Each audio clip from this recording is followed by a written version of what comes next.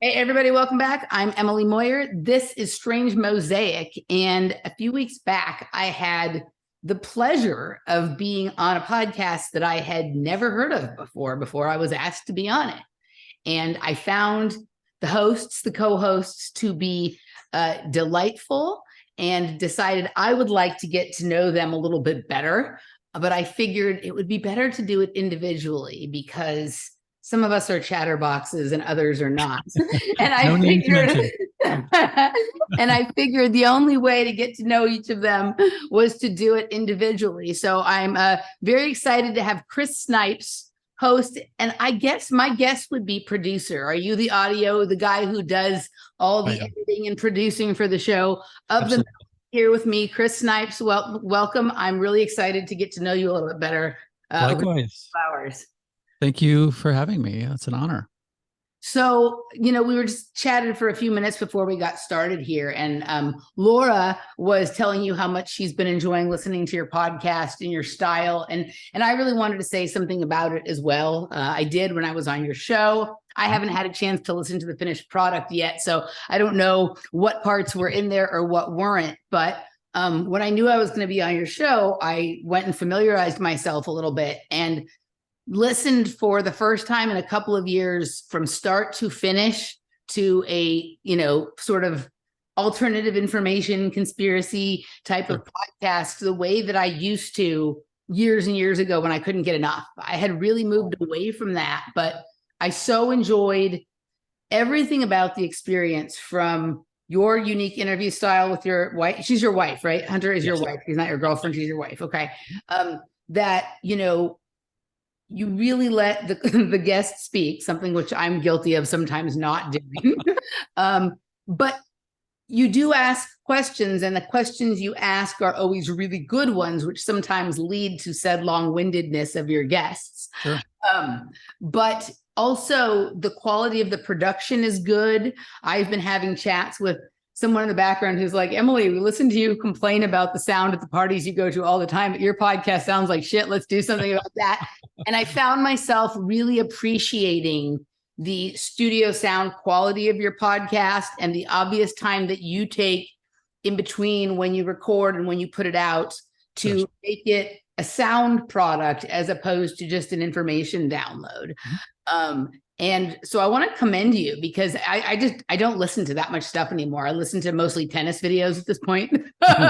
Right. And it's not because I'm not interested anymore. Like that's not true. Part of it is just I'm talking to the same people all the time that are being interviewed on other things. But I think I heard like enough of the format of podcasts that I've been listening to for so many years that I just, everything runs its course. But you made something that I used to love new to me again in a way that I was so happy listening to it. I was content to listen from start to finish. I was sad when it was over, like I remember, so congratulations on that. I really enjoyed it. How did you come to do what you're doing? When I told you I wanted to have you on my show, you're like, I don't really know about this, man. I don't think that I'm that excited. That's why I have other people come on my show and I talk to them and I put them in the spotlight. But let's see. First of all, thank you for the compliment. That means a lot. Sound, I think the reason that my production values, where I get all that from, I think I used to do a lot of volunteer community radio stuff, having tons of radio shows throughout the years, playing all different kinds of music, all different hours of the night. But then I went into documentary work. I started off by doing a documentary of a late friend of mine, close friend, best friend, who had a really hard, long life, dealt a really bad, negative deck of cards or hand of cards when he was born, health-wise. And so I said, I've got to, I don't know anything about making documentaries, but I've always been obsessed by documenting things. I was the kid who had the tape recorder, cassette tape recorder, and I would record TV shows. I would set it in front of the fucking TV. And it was something about capturing that and filing that away and just knowing that I'd never listened to it, never went back and listened to any of it. But so I was fascinated by being able to capture little slices of life and little tidbits here and there. So I thought, okay, let's use this as my first product, or my first project as far as documenting in a serious manner is concerned.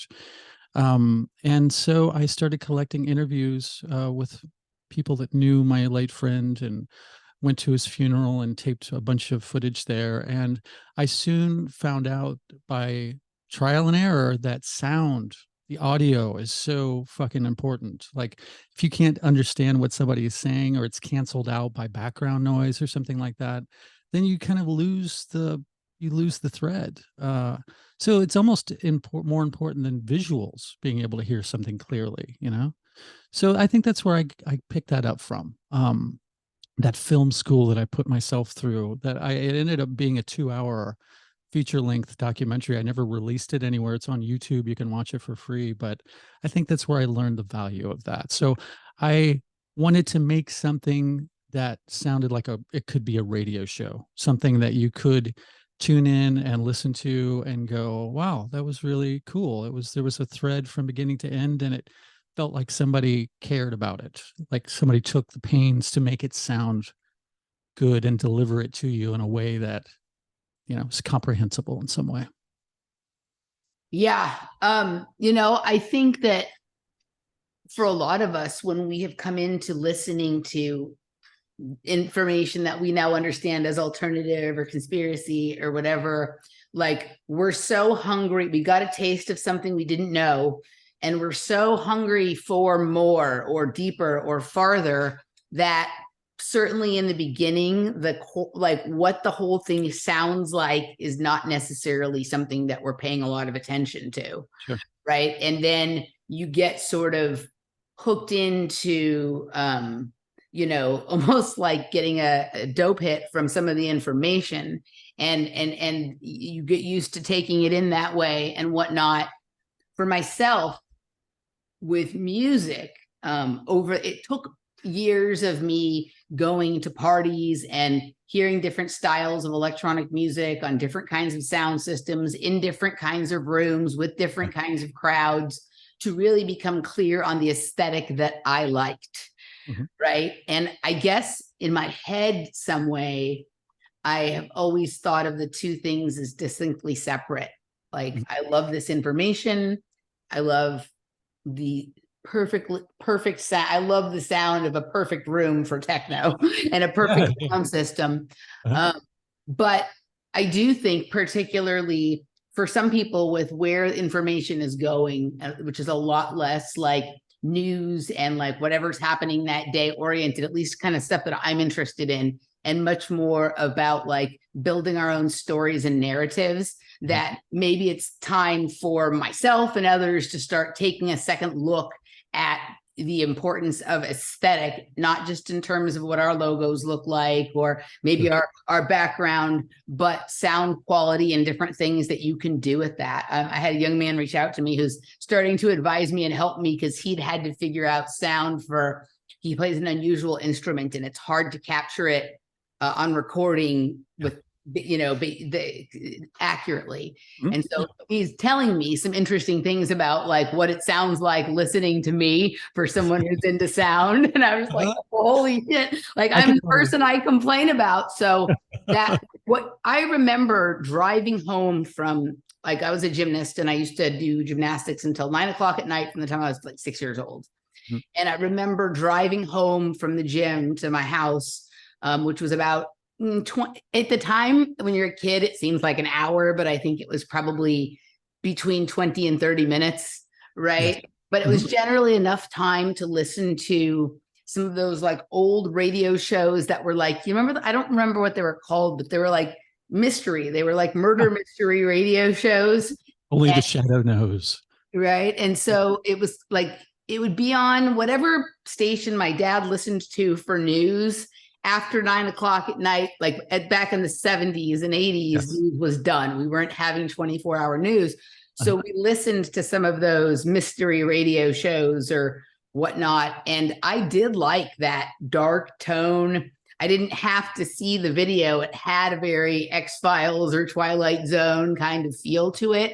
Uh-huh. And, I think as I got older and watched more TV shows, I forgot about that just as a as a way of like inspiring your own inner visuals or aesthetic. And when I first started listening to information, it mostly was podcasts, right? There wasn't so much YouTube then. And I you know, maybe I lost something for the listening to things when everything kind of moved to YouTube. And I've been thinking about these things a lot lately. So that you had a background like in radio and radio shows, and what you said about recording the TV with your cassette tape, right? Like, have you ever do you still have those tapes? I do have a lot of them, actually. I think I have the whole Kiss TV movie.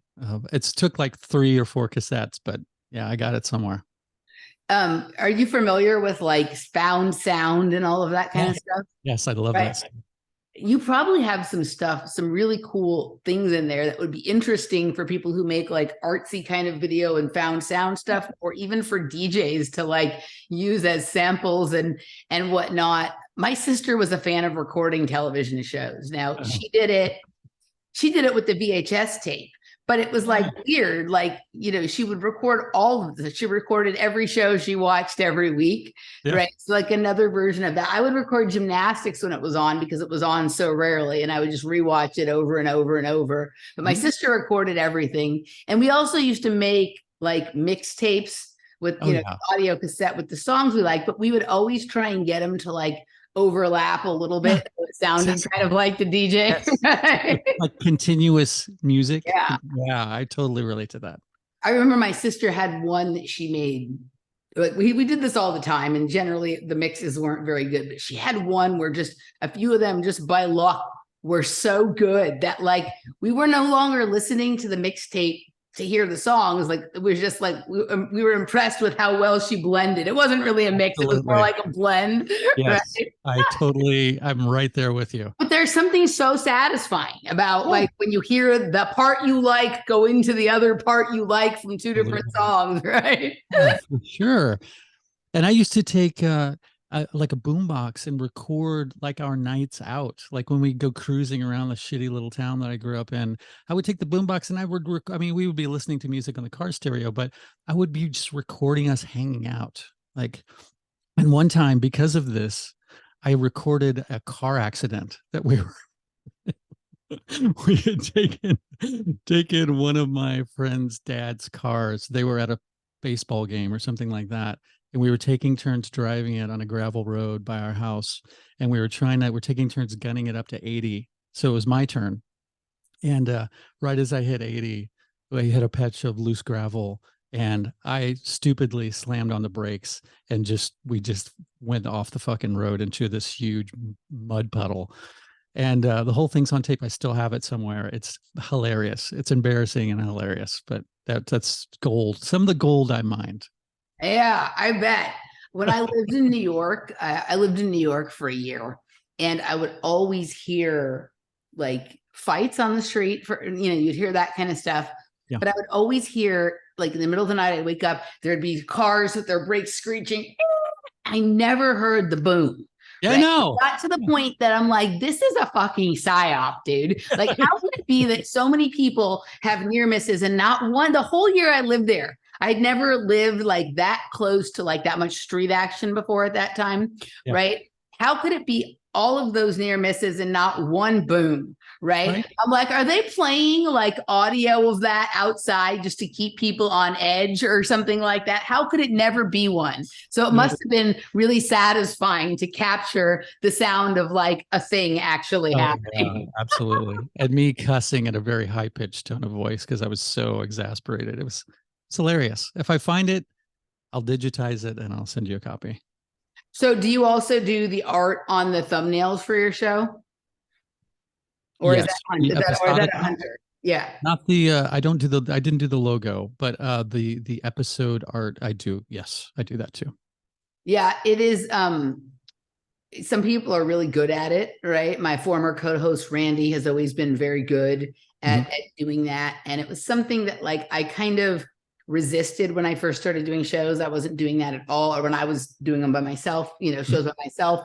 And then I started futzing around with it, but I hadn't found like an aesthetic yet, or you know, sort of a format I liked. And then at a certain point, a couple of years ago, someone came in and made a few templates for me, including one, especially the ones for the Project Kids and the glass bead game that I do. And I got to really, it became very important to me to like capture the right essence. And like, I feel like most of them are pretty good, but there's a few where it feels so satisfying because I got it just right for like the tone of the show. So I felt like the one that you did for the show I did with you guys, by the way, in case I can't remember if I even said the name, I just started talking, their show is called The Melt.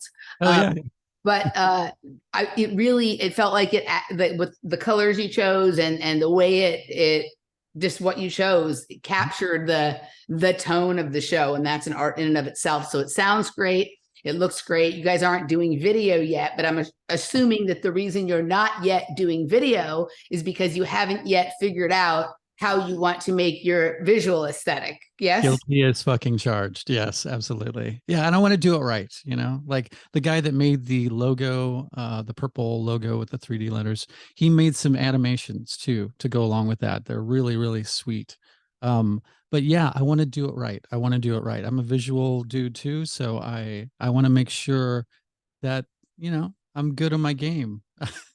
I'm a perfectionist, you know, sometimes to a fault. So, and I envy somebody like you. You're so prolific as far as putting out podcasts, but the way that you do them, you don't do all the rigmarole that I do. So you can just bang it out and release it in a day or two after you do it. And that there must be some kind of a high with doing it that immediately too, because you can just keep hammering them out, and you're, like you said, you kind of get intoxicated by all the information that you're processing and taking in and exchanging with people, and that allows you to do a lot more of that, whereas I only have so much time per a given week to do that. So the way that I do it, it's a slow process. That's why I only put out an episode a week, but I'd love to do more. Me and Hunter were just talking about that.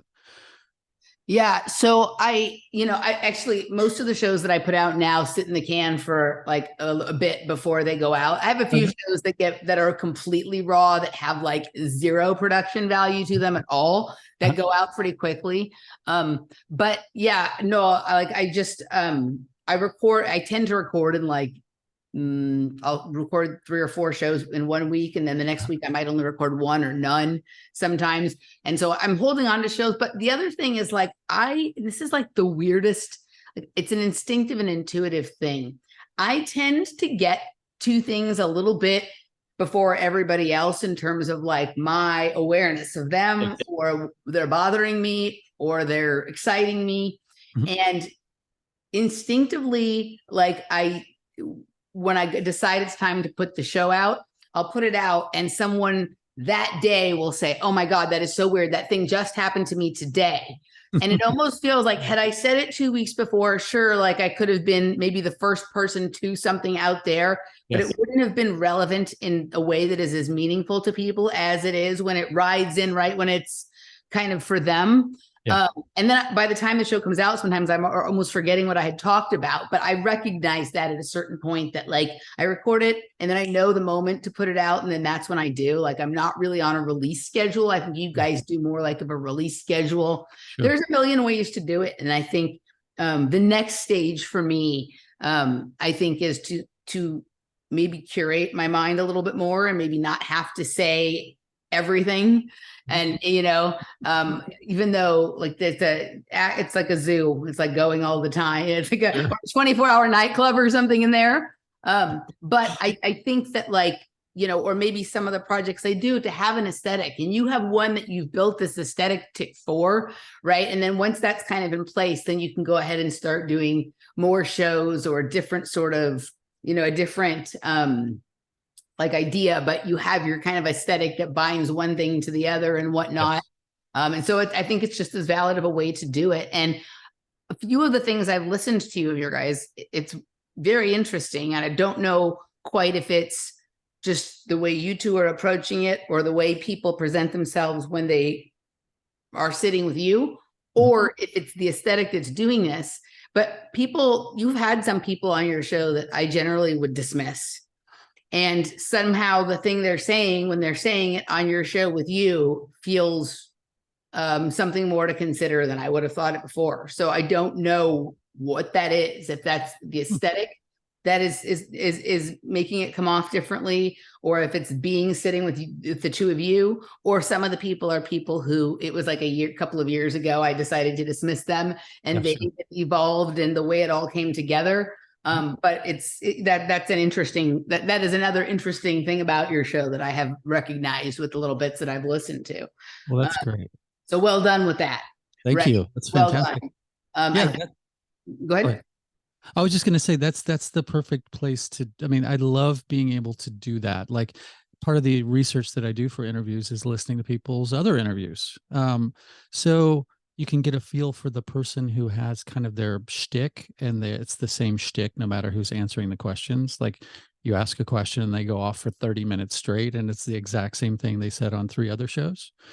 But then sometimes you can catch like a side door that they pass up because they're moving too quickly, or that person is just going through their shtick so quickly that you can make a little flag and go, I want to make sure and pin them down on that and go deeper into that aspect, because they never ever go into that aspect. So I love being able to do that. It's like a labyrinth, like a metaphorical labyrinth.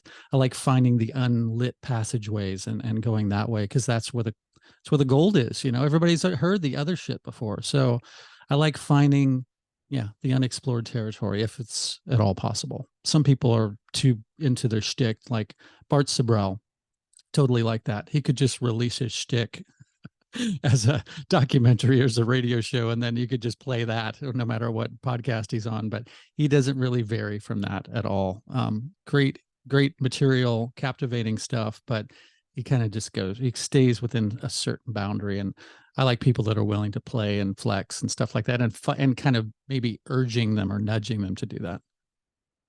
Yeah, I found myself talking about something I almost never talk about when I was on your show. It was kind of interesting. It was like precognitive. Like the next week I had a psychic reading from a very well-known psychic in alternative information realms. Yeah. And I don't know if you know who she is. Her name is Sloan Bella. I don't. I had never heard of her until I was covering the Elisa Lam story pretty heavily last year, about a year and a half ago. Mm-hmm. I did about 6 or 7 different shows with different people about like some very strange aspects of that case that I only am familiar with because I lived a block from where it happened. And so there was things that I would know about, some of the oddities that almost anybody else wouldn't know because they weren't living there at that time. I lived there just about that time.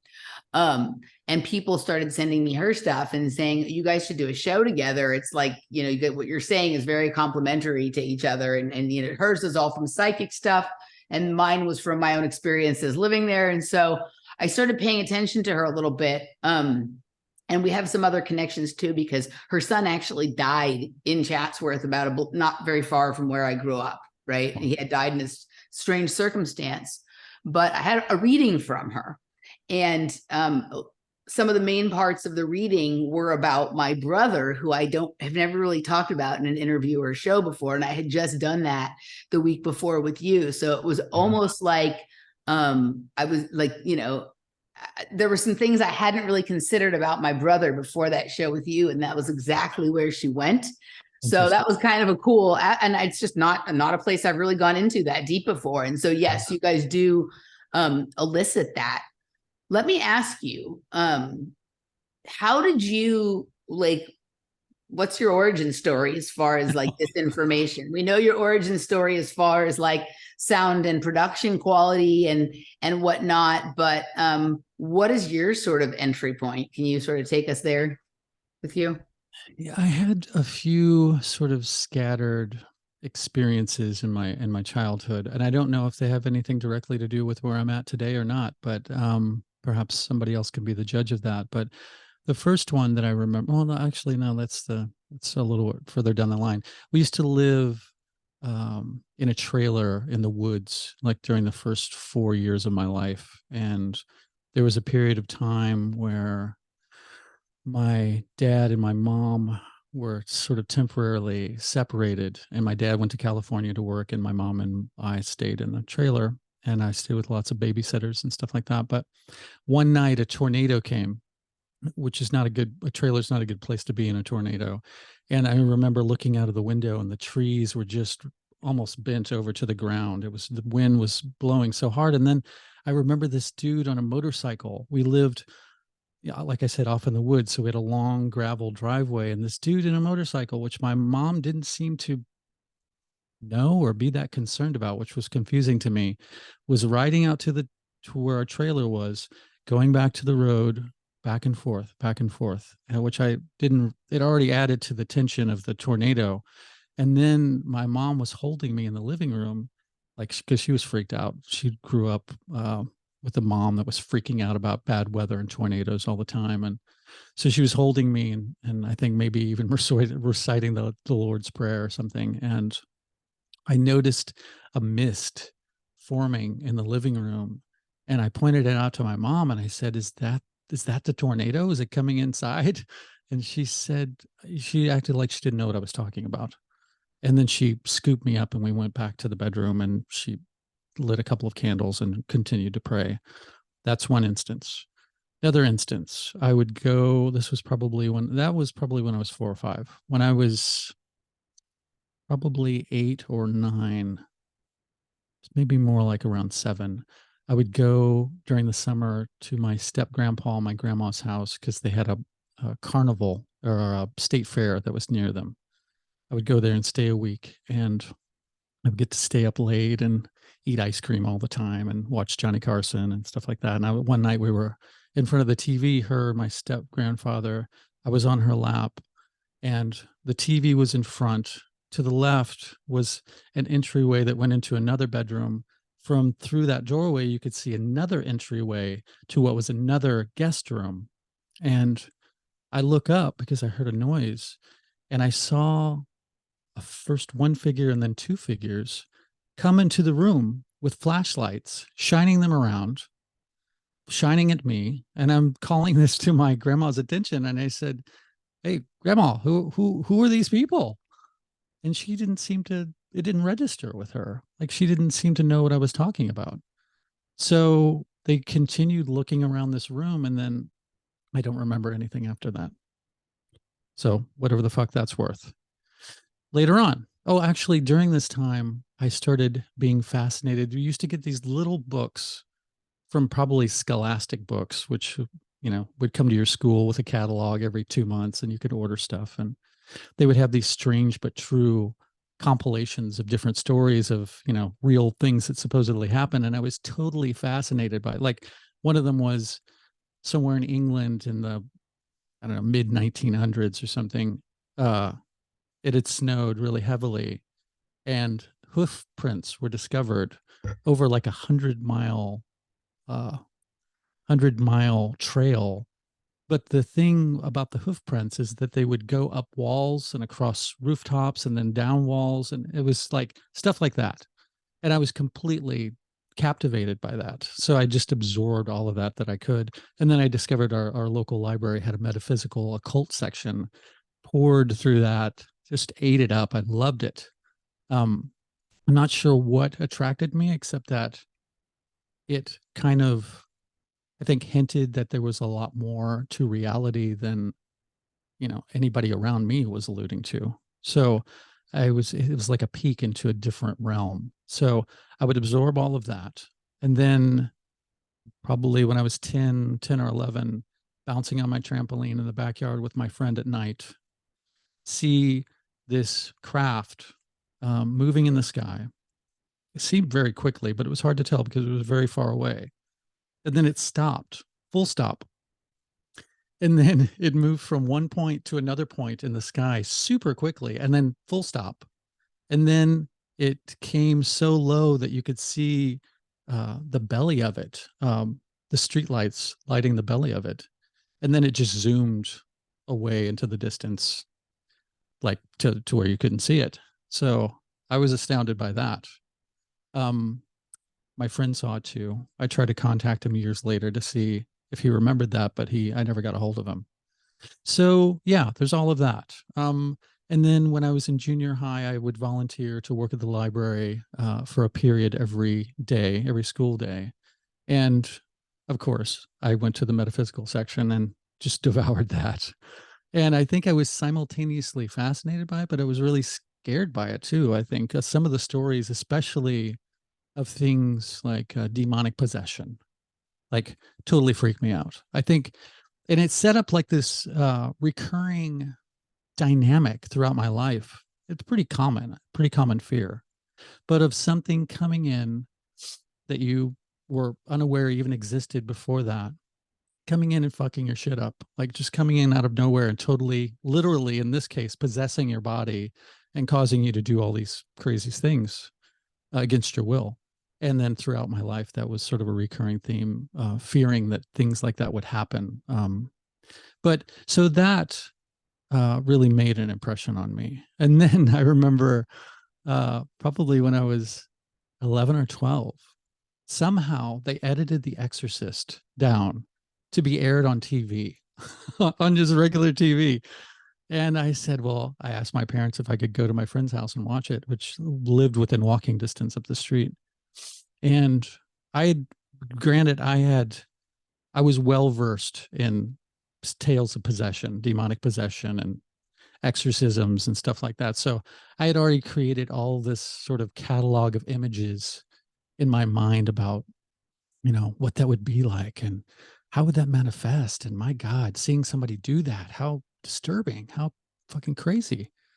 And so, yeah, sat down to watch The Exorcist, and it freaked me out, like intensely freaked me out. And I really did not. I was almost going to call my parents and have them pick me up at the house. I didn't want to walk the 2 blocks back to my house because it was dark and it was misty. And yeah, it totally messed my shit up.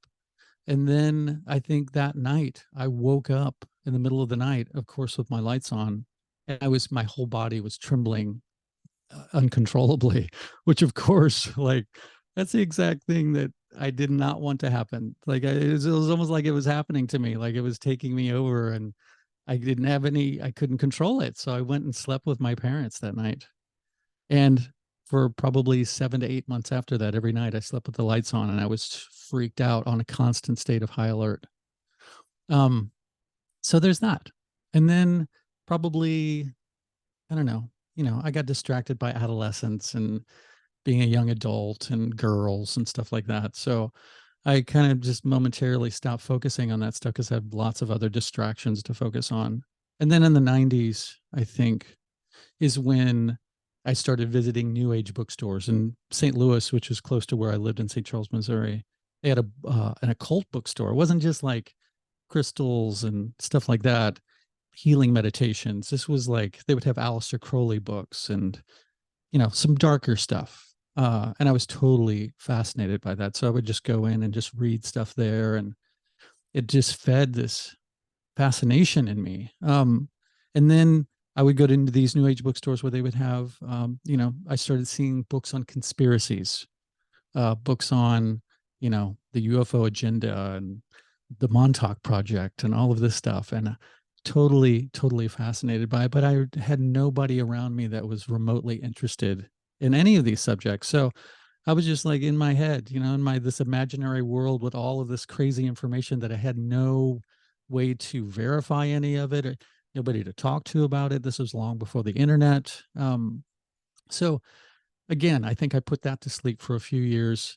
And then I was in a very long and unhappy marriage that was not conducive, particularly not conducive for anything that wasn't confirmed by science or could be measured in a lab or anything like that. I mean, she was just totally fucking a materialist for sure.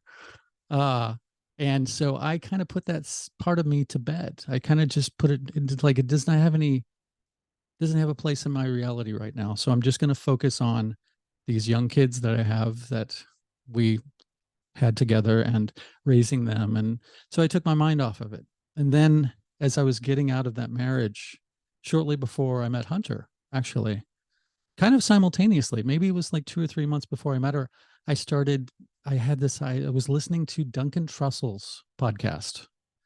And I was really impressed by that. Like, this stand-up comedian was having chaos magicians on his podcast and Satanists and occultists and stuff. I was like, I didn't know anybody was still interested in this stuff anymore. And it was very like, holy shit, like it woke all this stuff up again, stirred it all up.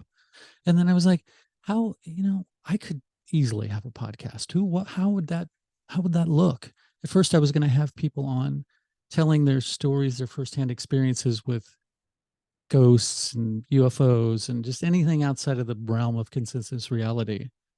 But then I thought, those people writing books and doing research that I would really love to talk to, like this could be just an excuse to just have conversations with these people. So I think I got a hold of Kai Muga, a physical medium. He was my first episode, Mike Clellan, Lon Strickland, and just started amassing them. And I got probably 5 or 6 episodes together, and then I started putting them out. And that's the long story of how I got to where I'm at now. So there's a bunch of stuff. So I'm going to I want to talk about a couple of your experiences, starting with in the trailer, and then your experience at your grandparents' house, your UFO experience. And then I want to get to your sort of how you talked about, the end of your marriage and into, the podcast and whatnot. So remind me if I forget one to come back to. So a couple of things. Where were you living when you were in the trailer? Columbia, outside of Columbia, Missouri. Columbia, Missouri. Oh, that's interesting. And have you lived in that Midwest your whole life? I know you told me you live in Kansas now. Are you born and raised in the Midwest, or have you been other places? Pretty much. There's been little tiny stints that I've lived other places. Arizona for a little bit, for a long summer in Europe, but mostly the Midwest. Yeah. Where did you live when you lived in Arizona? Tempe. Okay. That's interesting. So in the trailer, this is going to sound like really weird, but didn't your dad's dad? So Laura's father, his father died, right? No, his mother. His mother died when he was a child. How did it go? It was a hurricane, or it was a tornado? It was a tornado. His dad took him like ran him away from the trailer, right? And had him get underneath the truck. Okay, so stay here. So and then he went back, and as he was running back to get his wife, my dad's mom, that tornado came in and okay, grabbed it and threw the trailer and. Okay, so people who couldn't hear it well, they were living in a trailer. Her father and his parents, and her father's father, so her grandfather, took her dad out and told him to hide under the truck. And then he went back to the trailer to get his wife. But in the time between when he left his son at the truck and got back to the trailer, the tornado took the trailer and killed his mother. Holy shit. Right. So as soon as you started talking about it was a tornado. Okay. In South Dakota. So also in the Midwest. Wow. I grew up in Los Angeles. We had earthquakes, but not tornadoes.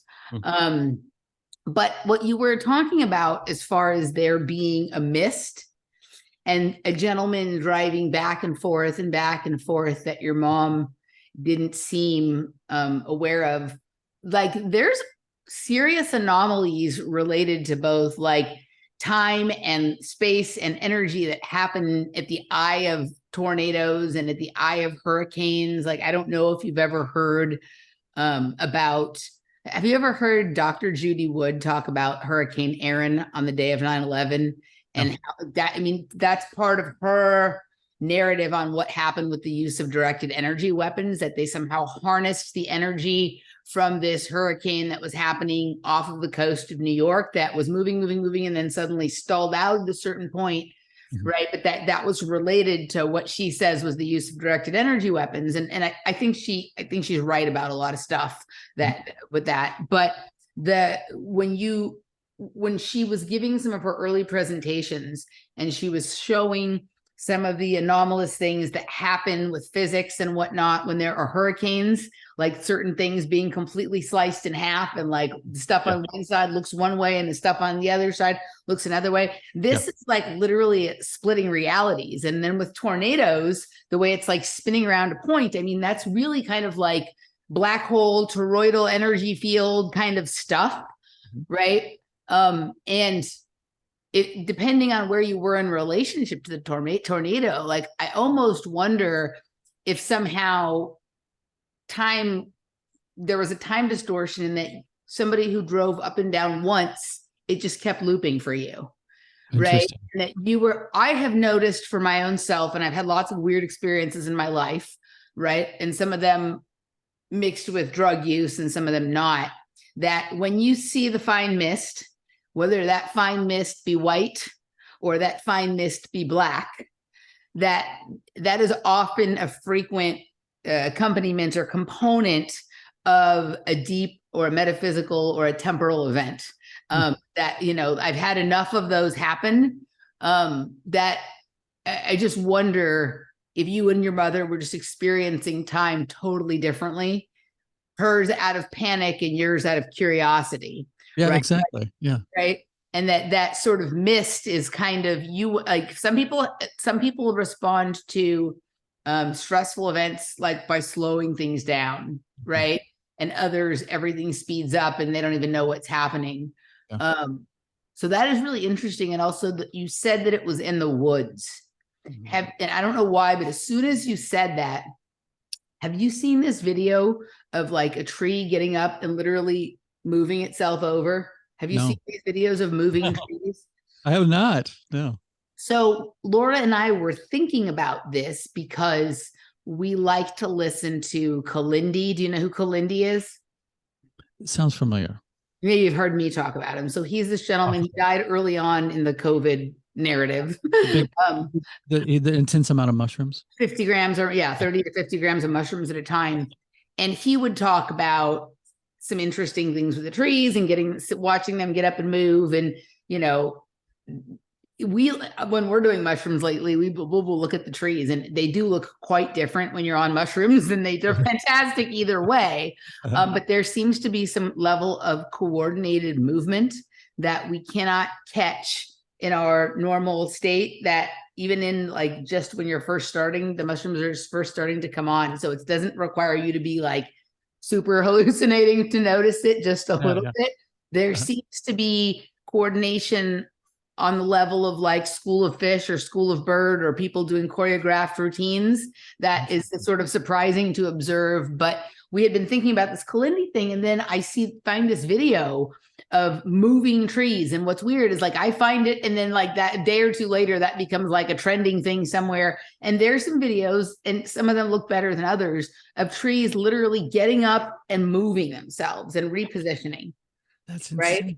And you said you grew up in Columbia, Missouri. You're familiar. Have you heard of Columbia, Maryland? I have not. So Columbia, Maryland was the first planned community in the United States. It's where Michael Wan grew up. I don't know. Have you had your show with Michael yet? That is coming up Thursday. Yeah, ask him about Columbia, Maryland, because it's interesting where he grew up. Yeah. But we have found through doing all the episodes, we do like what we call map porn, that there's a lot of connectivity between places with the same name. And I think that there is, like, if there is some network of portals or connections or things like that, I think things with like names have some level of connectivity that is just beyond the likeness of names, right? Sure. So I started thinking about that there, but forests and woods are really interesting places. Like I see trees as the original or a more organic, like 5G tower. And then the forest or the woods or the green belt, the green area, as being like nature's green screen that lots of different things can be projected off of. Mm-hmm. So whenever you're in a forested or a wooded area or a high green area, you can do a lot of the same things that you can do when you're in like an Internet of Things type environment. It's just a different set of magic. Right. And so you were in the trailer. So you were kind of in your metal box, right, in this sort of space surrounded by 5G towers and green screen reality, having your sort of early temporal event. It is interesting. Some people who are like very agitated by weather events. Right. I'm not one of them. Yeah. Like my sister used to lose her shit when there would be an earthquake, like just absolutely like freak out, when there was the big earthquake in Northridge in 1994. I happened to not be home. I was away at college, my freshman year of college. And my sister just lost it. Like she wanted to move away from the house. My mom and her like went like an hour and a half away, stayed in a hotel. Like she was terrified to be around anywhere where that had happened. There was a lot of damage to the house, but it was a level of anxiety and panic that I only would get to through like my fear of like the night stalker when I was a kid. Yeah. Right. So like for me, the kind of fear that you were talking about from The Exorcist was like the level of fear I was in when the Night Stalker was out. I was 10. I was sleeping in my dad's bed every night. I wanted all the lights on, all of that kind of stuff. So it's weird how, and that didn't seem to move my sister too much, right? Like, I don't think she liked the idea of the Night Stalker, but it wasn't stopping her from sleeping at night. Exactly. Right. So it's interesting who responds to what. You were more concerned that there was a gentleman outside driving back and forth, casing the joint or something maybe, or whatever it is. And she's worried about the weather event.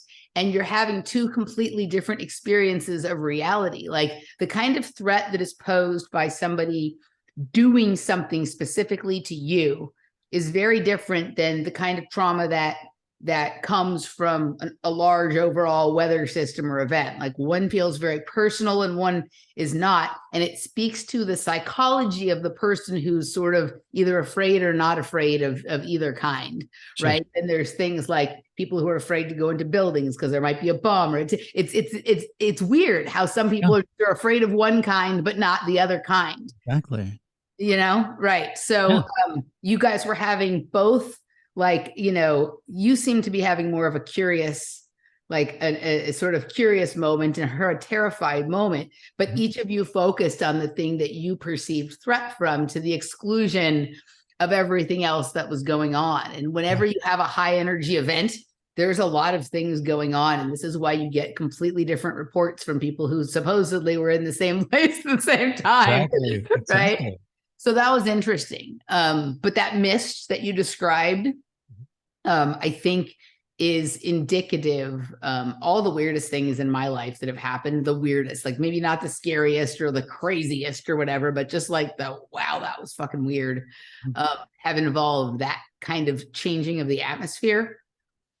And I wonder what that really is. Like, that's one of those things that really, like, what is the nature of this reality that the environment conspires with whatever it is my brain and the larger reality are doing to create like this, this moment captured in time. What's that? There's this quote that I keep getting fixated on at different moments, that I met a gentleman on the trail one day that it was tattooed on his chest, and it said he liked the fragility of moments suspended in time or something. It's a gentleman named Chris Marker. Have you heard of this person? I have not. I started to look into him. He's quite interesting too, and the way he captures realities with his work. I mean, he's a now deceased sort of visual artist and sort of scene maker kind of person. But that's when I can sort of see that moment captured in the trailer, just like suspended outside of time. Exactly.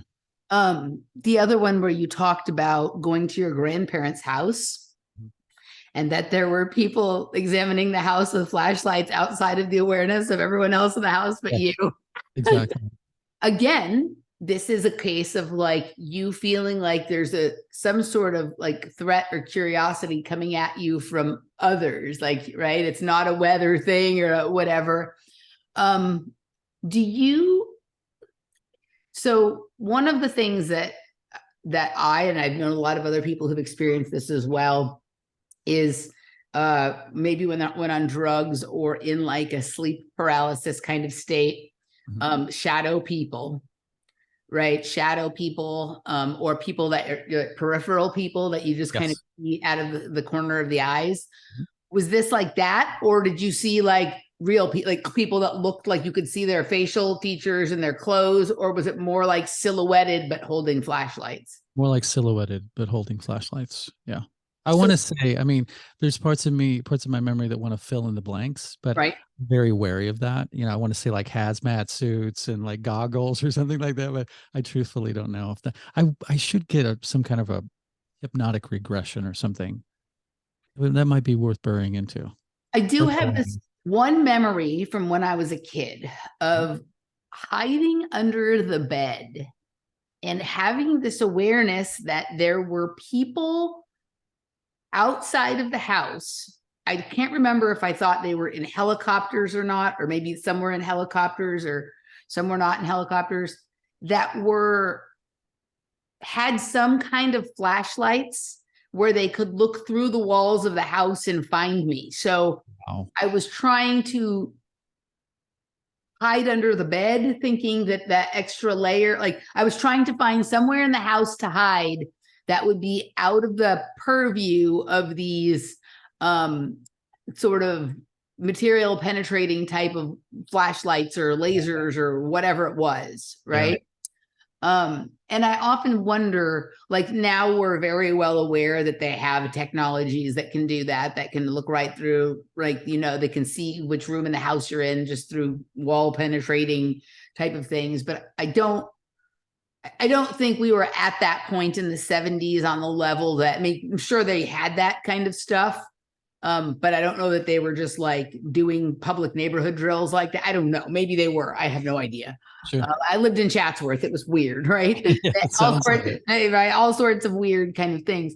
But I sometimes wonder if this is like a thin veil event when this happens. And when like, okay, so did you watch, what's that show we watched? That farm in Wyoming? The range, Outer Range. Have you watched this show, Outer Range? So there's like a hole in the ground, and when people go in the hole in the ground, like they're going to like another version of reality on the same location, but there's like a correlation, right? Like it's sort of like, I'm not sure if it's like a different point in time or just a different iteration of the same reality, but the location is the same. So this guy, he's worried about that his property is going to be taken, right? And then he has this experience after going through this black hole in the ground where he's on his property and like the cops and Homeland Security or all this kind of shit are like attacking his property and taking his land, right? Like they're doing the raid to take his land because he won't leave it, right?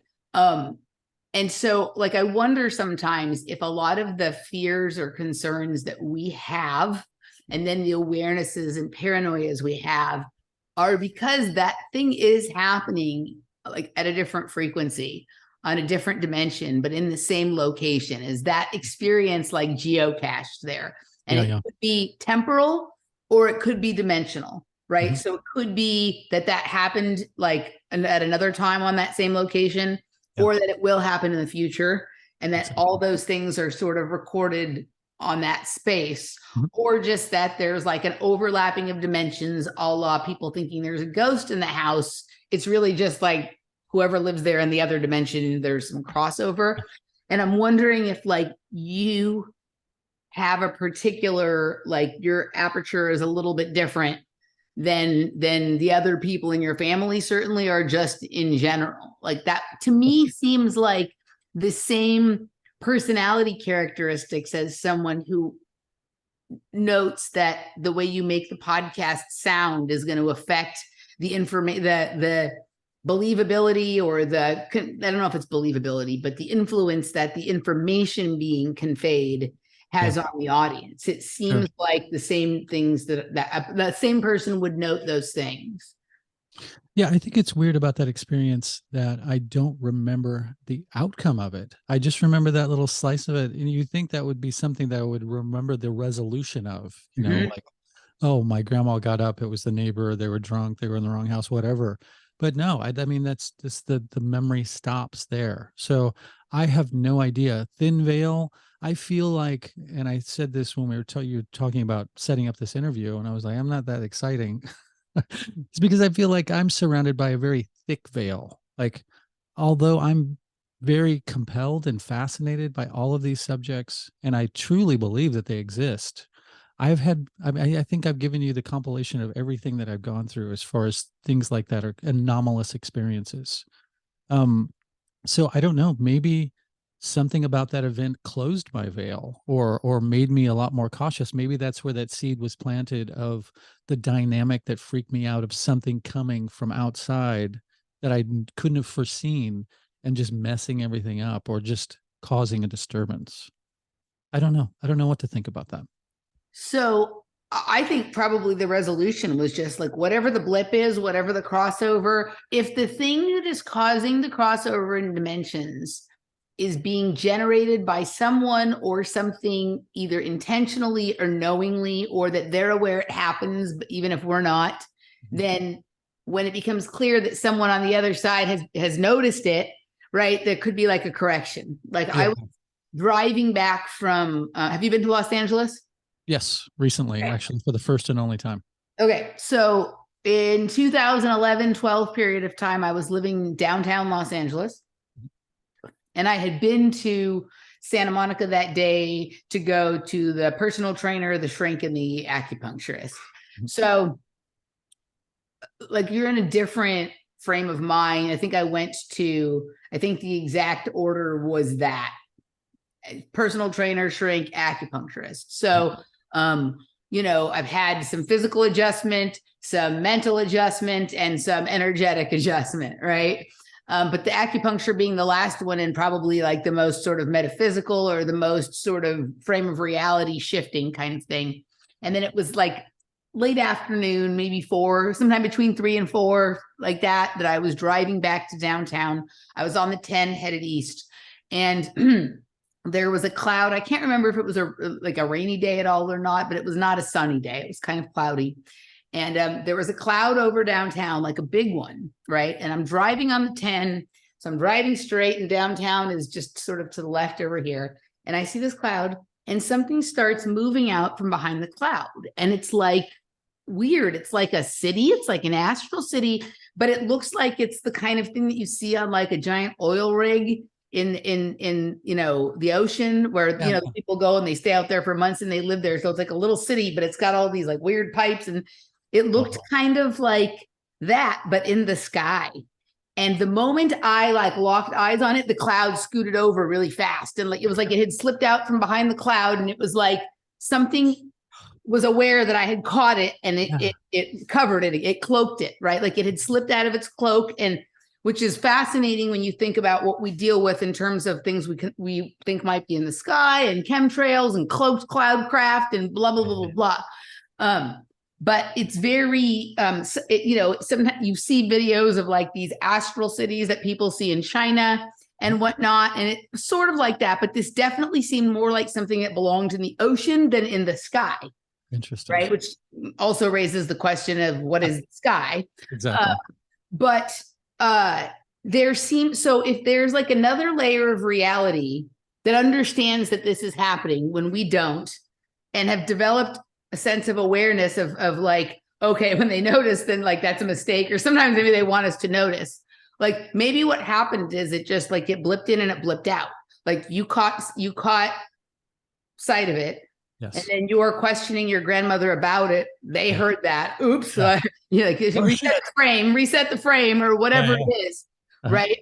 And so, you have this like I've talked to a number of people who've done with drugs or like in just other weird states a person can get into where like all of a sudden like there's something there and then it's gone. But enough different people who have a different set of likes, dislikes, paranoias, concerns, worries have seen similar things in similar locations or similar things when under certain kinds of similar conditions, that these things have to exist. And like, I just wonder if like, I'm not saying it's one or the other, but we think of everything like in linear time. Yeah. And we have all these like stories about like 1700 AD, 1800, pre-Christ, whatever.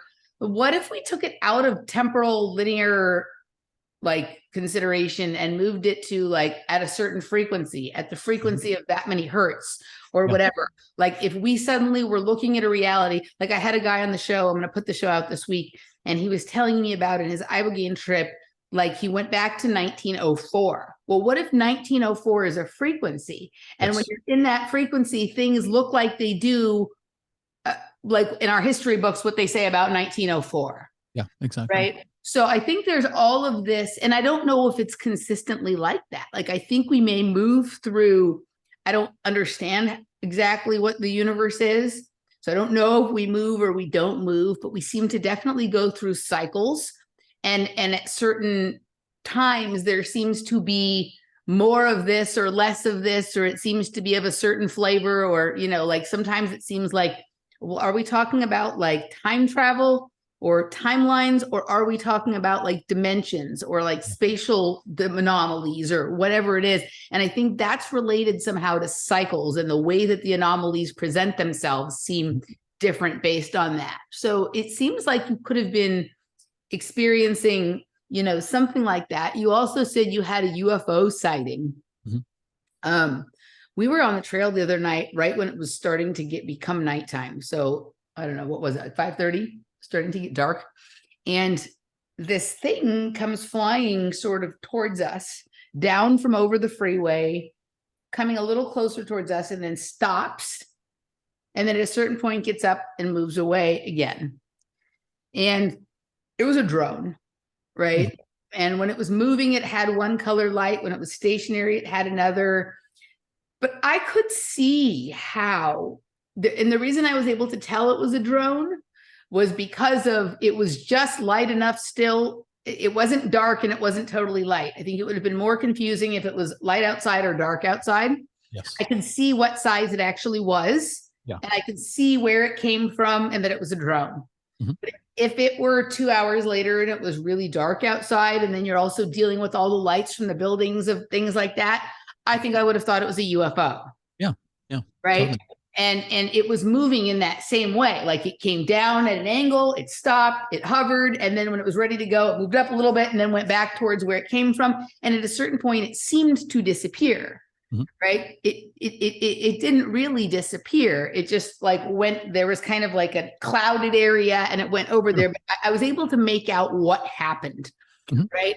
And so we didn't have drones when you were little. When you Yeah. had this, we didn't have we had model airplanes that you could fly around probably, but I don't think those would have been so convincing.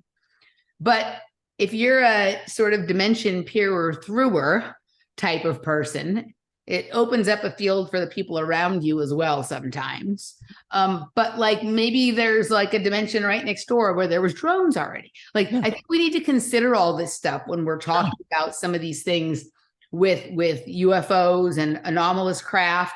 I'm not opposed to the idea that they exist in like the most fantastically space alien oriented way per se. Yeah. Yeah. Not right. But I think it's equally as likely that it could be dimensional piercing technologies, that it's just like a drone from somewhere else and we don't have it yet, but Yeah. either someone in our reality does or someone in the next one over, right? Yeah. I think you might have, you know, the eyes to see that. And then you had this scary event, right? When you, with The Exorcist that you told me about. Yeah. And like, that seems like the kind of event that could just shut someone down. Fuck yes.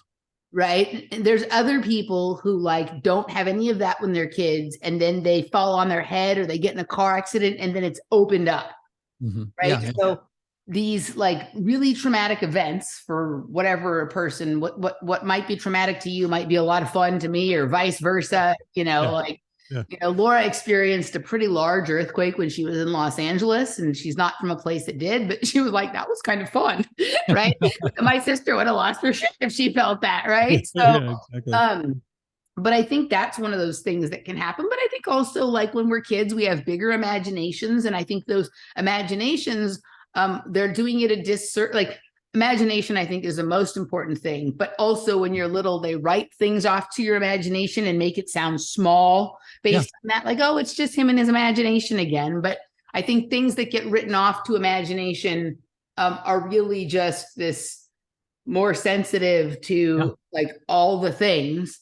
And then Totally. when we're older, like lack of imagination is a serious problem with most people. Like I find, like that's, you meet these adults who like don't really have the ability to like, they've lost that thing from their childhood that maybe they once had, right? To just sort of like, oh, who cares if it's true or not? It's fun to talk about, so let's do it, right?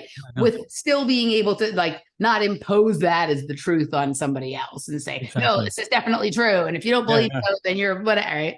Yes. So I wonder what that is. But I also noticed you talked a lot about this fascination from the time you were a kid with metaphysical and the occult, right? I used to love going to those bookstores too. There was one called The Psychic Eye in Los Angeles that me and my sister really liked going to, right? There was a few others that, but that was the really good one. And we really liked buying like weird amulets and incense and weird things. There's just weird things, right? And when I was an early teenager and my sister was like 9 or 10.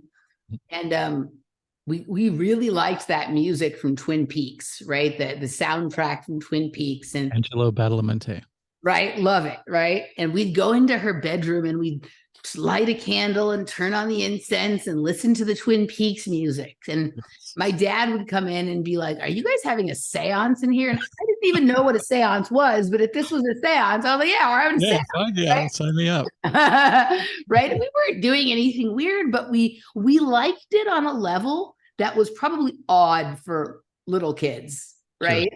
Sure. But I wonder if there's a familiarity from concurrent life or previous life, or maybe the one that we think of as next now, but they're all happening simultaneously. Or like a level of familiarity with it that comes from, right? You don't hear too many little kids saying that I like occult books or metaphysical books. That's usually something that like it takes at least into the mid to later teenage years for most kids to develop, but it sounds like you were into that from pretty little kid. Absolutely. Totally. I think if I would have had more opportunities to absorb that, I definitely would have taken advantage of it, because once I finally got to the oasis of occult literature and knowledge, I just ate it up, devoured it. Yeah. So becoming, obviously, especially in the midst of when I was working at the library in the junior high, none of my classes were talking about any of that shit. We're not taught any of that stuff. It's just relegated to I believe the Dewey Decibel numbers are like the 130s or something. Just relegated to a little tiny sliver of the library. The science section was huge. The fucking, all these other sections are gargantuan, but the little occult metaphysical section, which I thought was a much more interesting, was this little tiny little patch, So yeah, I ate it up. But very quickly, going back to what you were saying about the guy going back to 1904 and how that was maybe a frequency, something that I always find when I go down that trail in my mind is that, okay, say there is a frequency that's 1904, say there's a frequency that's 1804, all time happening concurrently at the same time. Well, that 1904 loop, does it go to a certain point and then start 1904 again? That's the part where I get confused about that. Is that something that you've pondered, and what have you come up with if you have? So I mean, I've thought about things like that. We've started watching Dark based on what I can't remember if it was you or Hunter who asked me on the show. It was me. It was you. Okay. So the show that I said, oh yeah, I think I've watched a few episodes. It was his Dark Materials. It wasn't Dark. Yes. So but what's being presented in that show, that is Chatsworth, 100%, like the same kind of thing. So as you see, they're stuck in some cycle that like has some ability to go forward a certain amount and backward an amount, but there seems to be like a definite start point and a definite end point, and then it's just like it resets and it goes again. It makes me think of a couple of things. So the FPV Angel stuff, like they talk about a 400-year cycle, right? Yeah. I would be curious to know. Now, like I think the idea, and again, like they have thousands of hours of stuff, and I have listened to only a small fraction of it. And I've just really sort of taken it in and intuited it, and then kind of added my own sort of framework to it for myself. But they certainly opened my eyes to a bunch of stuff. I think their idea is that there's a small group of people that have learned how to ride out these turnover in the cycle, and everybody else doesn't make it. I don't know, and it would be interesting to ask them if that turnover in the cycle literally just takes us back to what seems like prehistoric ages, or does it actually take us back? Are we in some kind of closed system that just, it's kind of like when you start the video game over, right? Yeah. Like, you know, when you are playing video games, at least now, like when we were little in the 80s, when your game was over, you was starting. That's it. Yes. Now they build on each other. Like now you can pick up where you left off in your next session, right? Kind of thing with some of these games. But I think that like sometimes you'll do a hard reset on the system and just like blank it out and start over as if you've never played. So it would be interesting to know that. And I think that maybe sounds more reasonable than just like on some level than that, oh, we just got basically bombed back to what seemed like prehistoric ages. Like, what if that really is it? That it's just like, you know, maybe the challenge is, or maybe whoever created such system or whatever created such system is fascinated to watch like how far the people can get this time around, just like playing the game. How far can I get on this game kind of thing? I think that's possible. I think the other thing that it's weird, like a bunch of stuff has opened up for me informationally in the last couple of weeks, and I don't know if reality is different or I'm different or what's happening, but my attention has been turned to this idea of something called magnetic mirror fusion as a way of creating and harnessing energy. Mm-hmm. And it seems like in order to do it, let me see if I have the grid up, because what you're talking about, like, I didn't think we would talk about this today, but what you are talking about makes me think there was like one picture of it that like, let's see if I can find the picture. There was like one picture of what it looked like. Let me just type this in. Magnetic mirror fusion that started to have me, I cannot find a single like article in which magnetic mirror fusion and particle accelerators are talked about together. Okay. What did you hear about magnetic mirror fusion? Well, this got into like a weird memory I had of a family member, right? Because there is a family member through marriage who is a famous physicist who I was always told, and this was like something I was opposed to, was a fission scientist working on fission. I remember clearly having an argument with my cousin about fission versus fusion, right? And her father was the famous physicist, and there's not cold fusion. Fission is the way, and whatever kind of thing, right? But mm-hmm. And when he passed away, he was a very famous physicist. He passed away a couple of years ago. I remember reading the article in the newspaper and talked about, Dick Post, Livermore Laboratory, nuclear fission, and da-da-da-da. There's no record. Now it all says fusion, magnetic mirror fusion, maglev trains, all of this stuff that I've never heard of before. And as a person who's been interested in the topic of cold fusion for as many years as I have, that I've never heard about yin-yang mirror fusion and magnetic mirror fusion. But there was one graph in particular, this one, right? See this? Yeah. It's called tandem mirrors. Mm-hmm. And this is a way that they had figured out how to create plasma fields and like trap them. So I would imagine that field has its own sort of like temporal reality. Right. Mm-hmm. You can see I'm not a scientist or a physicist, so I may be talking out of my ass, but I'm just speaking out of intuition. Right. This symbol right here is basically the negative space. It is a quatrefoil or a Templar's cross.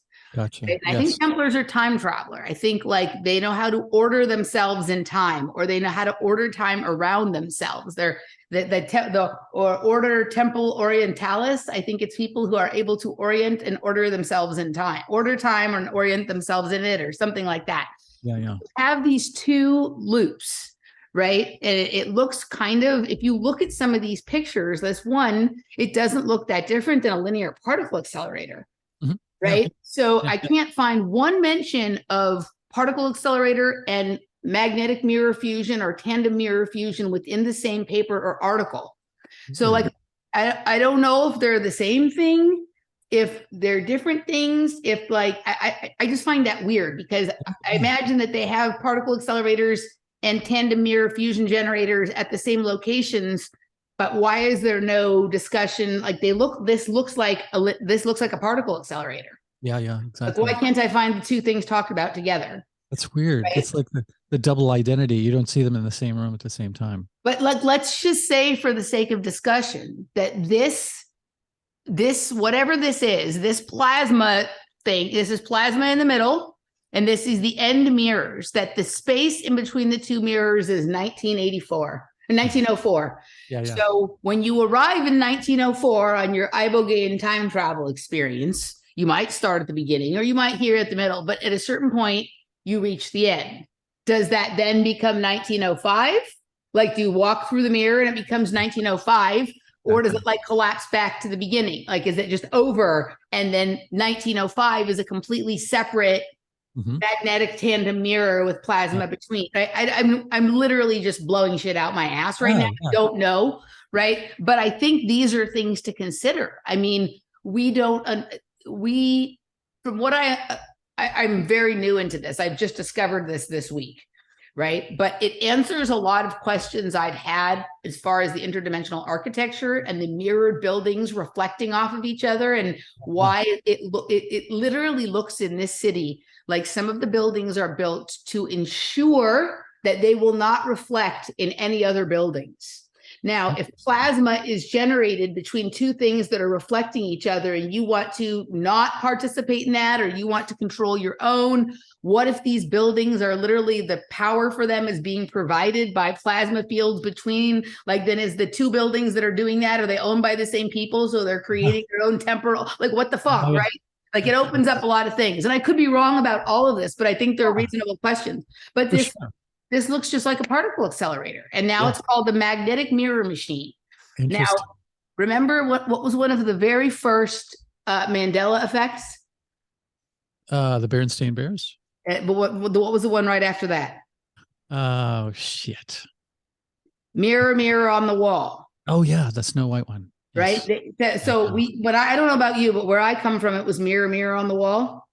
Well, apparently now it's magic mirror on the wall. I know, exactly. And I would be really interested to know if like that was about the same time that like the program shifted from like a fission to a magnetic mirror fusion kind of thing, right? Like you'll always see signatures like this in the reality, right? But what you said, right? I think that's a really interesting question, right? Because it seems about the loop, right?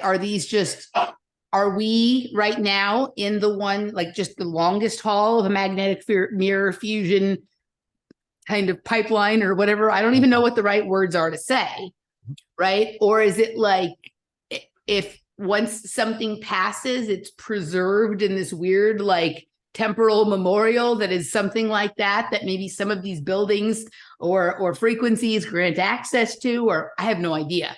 But that's what I thought about when you said that about 1904. You know, and are there different ones or are they all the same? Is 1904 different in Lawrence, Kansas than it is in Austin, Texas? Exactly. If I were to hit that, right? Like it's really, that's a really interesting question. I like it. It's something I was thinking about too when I knew that we were going to talk tonight. Was about retro-causality in time and how some people really focus on, let's just use an example of, Tavistock and the Beatles and how the Beatles were a psy-op set in motion by Tavistock, so on and so forth. And how really I myself, by listening to the music, I don't feel like it's psy-op music to me. It doesn't feel like there's something sinister behind it. I could be totally wrong, acting out of naivety. I haven't gone into it that much, to tell you the truth, but it makes me wonder when groups of people, which is very easily done these days with the internet and groups being started and lots of attention being focused on different things that have happened in our past, if we can't help but influence those things. Like maybe in the beginning there wasn't a Tavistock influence with the Beatles, but because of some dots that were connected and then all the tension that got put on that dot connecting and then other dots being connected to that, like somehow we've set some alternate version of that in motion that wasn't there previously. I don't know. I mean, what is? All right, I love this. Let's press the pause button right here and move over to the supporters hour. And I would love, sure. I would love to. This is amazing. I would love to dig into this with you. All right, so we're going to move over into the patrons hour. You can go to patreon.com/offplanetmedia, emilymoyer.locals.com, or rockfin.com/Emily Moyer to find our fascinating discussion on Tavistock, retro-causally, and what the fuck are the Beatles, really. But Chris, before we do, let people know where they can find your really awesome podcast. Well, thank you. Everything can be found really at the meltpodcast.net. You can find the Patreon channel. You can find Telegram. All the links that you need to know are there. So we have a YouTube channel. YouTube, I would guess, / the Melt Podcast. I actually don't know that, but you can get to that. You can just find the Melt Podcast. You just search the Melt Podcast. Yeah, exactly. Yes. And I'm hoping sometime early in the new year, Hunter will be joining me here as well. So there will be more melting going on. And I always like the idea of the mind melt or the mind meld, right? And so it's fun to do it with you guys. We're going to move over to the other side. We'll see you over there. All right. Okay.